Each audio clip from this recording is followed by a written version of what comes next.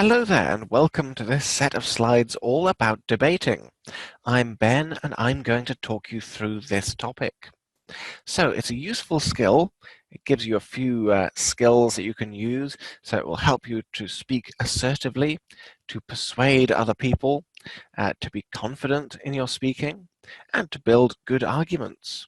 And it's also quite fun. It's a sort of game or sport where you try to beat the other player.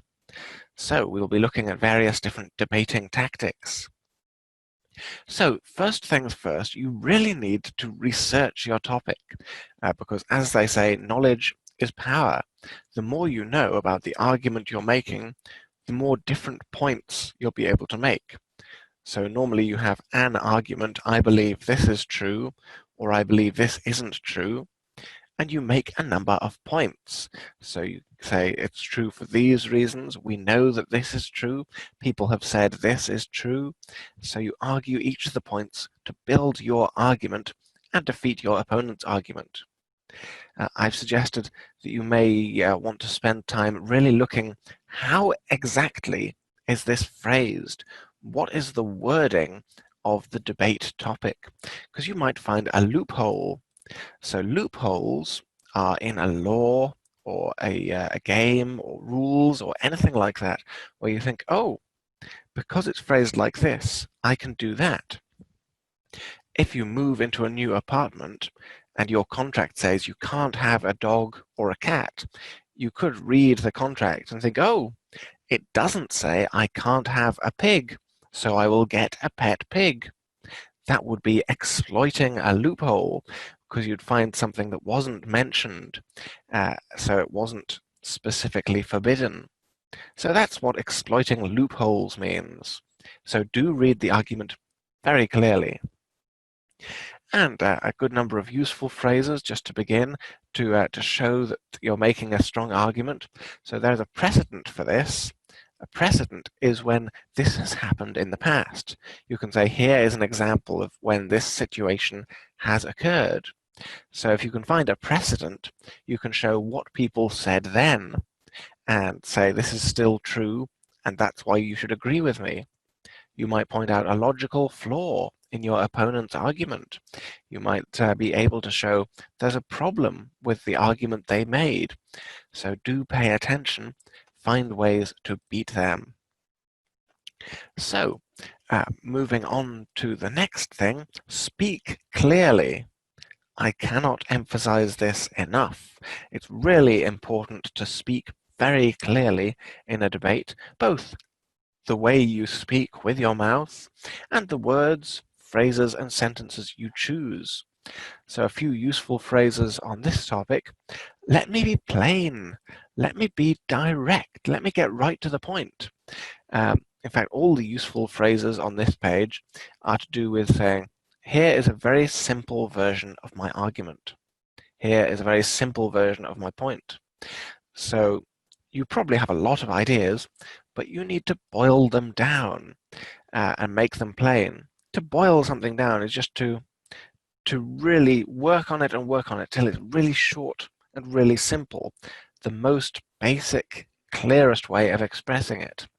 So give a short, clear, simple explanation first, and then go into lots of detail. If you just go into lots of detail, people might not pay attention. They might not know your main point. So make it simple and clear first, then explain, then make it simple and clear again. A word I've used here, make it unambiguous. Your communication needs to be clear, direct, and unambiguous. Something ambiguous could mean this or it could mean that. It has lots of different meanings. But when you're debating, you want to make sure you have one meaning that is very clear, so people don't misinterpret the things you say. Moving on to the next page, listen. Listen so carefully to your opponent. Lots of people think debating is about speaking, about words pouring out of your mouth.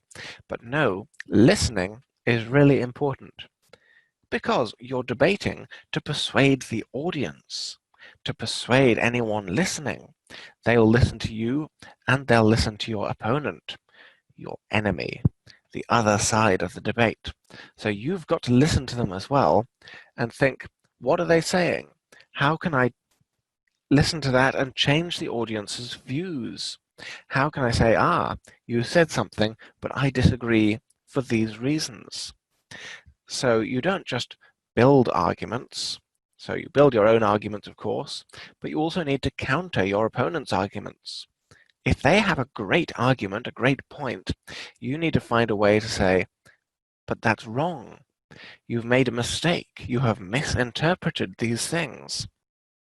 So make sure you listen up, listen carefully, because that's the way you'll find out what you need to beat, what you need to undo.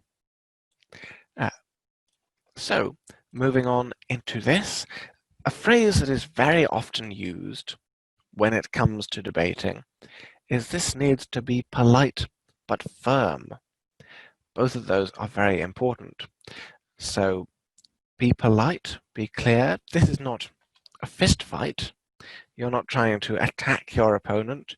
You're not trying to be rude or unpleasant. You're trying to win a game, a sport. So the suggestions I've put here show respect, show that you appreciate they are a person who is intelligent, but you disagree with their argument. Pay attention to them. That's an important way of showing respect. And keep the conversation civil. Something civil is civilized, clear, not rude or angry. People can be quite civil, whereas, for example, angry animals are not very civil. So it's not quite like having an argument. It's not shouting. It's calm, more formal, and less aggressive. Another phrase that's used is play the ball, not the man. The idea is debating is a game, and what you need to do is play the ball, attack the subject, because the subject of the debate, the topic of the debate, is the thing you need to really focus on. Don't attack your opponent. Don't say, you're stupid, I hate you, but say, I disagree with your argument. Perhaps I would interpret your suggestion differently, or you have a good point, but I think you've actually misinterpreted the evidence, and so I think it should be the other way around. So listen to what they say, turn it around in a way that's polite but firm. Be clear, firm, direct. So don't be too gentle. This is not a friendly conversation. This is a sport. You are trying to beat them. So a few phrases you can use. I can't agree, or I simply can't agree. It's a good way of saying, well, I've listened to your argument, but I think it's wrong. I see your point, meaning I understand your point. However, I actually think you're mistaken. If you ever need to interrupt someone, it's quite rare. Try not to interrupt. But if you feel you really must because they've said something that is just wrong, forgive me for interrupting, but I must respond to your point. So I would really advise against interruption, but sometimes it seems necessary.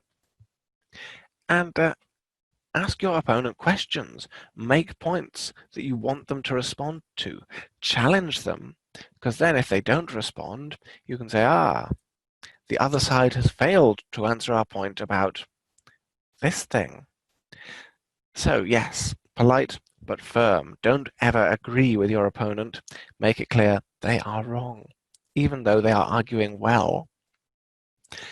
So we'll now move on to the next page of this, and that is to speak with conviction.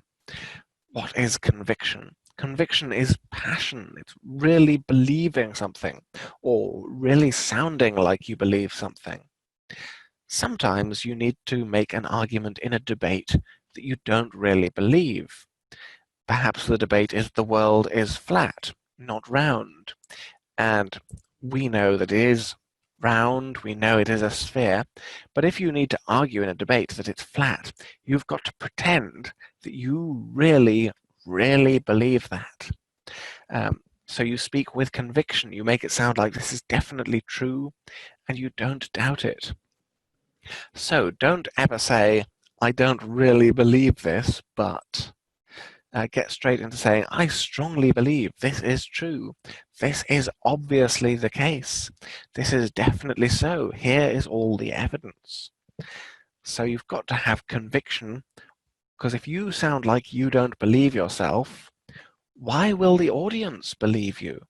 You've got to make it clear that you have real passion, excitement, and strength of belief in this, because that's much more interesting to listen to.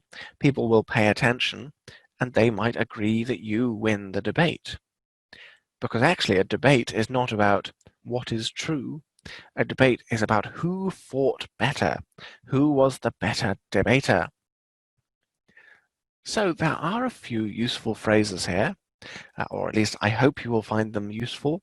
So I strongly believe this is quite a strongly worded way of passionately showing this is your point. On the contrary is a good way of saying no, the opposite. So if someone says the world is round, you can say, on the contrary, it's flat, meaning the opposite is true. So it can be a good, really strong debating phrase. I can't accept your view that this is the case, so I can't accept your view that the world is round. For example, again, it's a strong way of saying, I just can't believe the thing you're saying. I think it's definitely wrong. You might urge somebody to accept something, or urge the audience to accept it, meaning you have heard that this is true, but I urge you to believe that that is true. And if you can come around to something so strongly worded as, because we've ruled out these things with our strong arguments, the only alternative, the only thing you can believe is this other thing. So be bold, be strong, use really strong language. So you can say, in my opinion, blah, blah, blah, but I think that sounds a bit uncertain. It's like it's your opinion, but it might be wrong. I believe sounds much stronger, or this is true. You must understand that this is true would be a stronger way of putting that. And one other thing from the vocabulary list here, debating is all about out-arguing your opponent. If you outdo someone, you do better than them. If you out-argue your opponent, you argue better than them. You make better points, stronger points, and then you win the debate.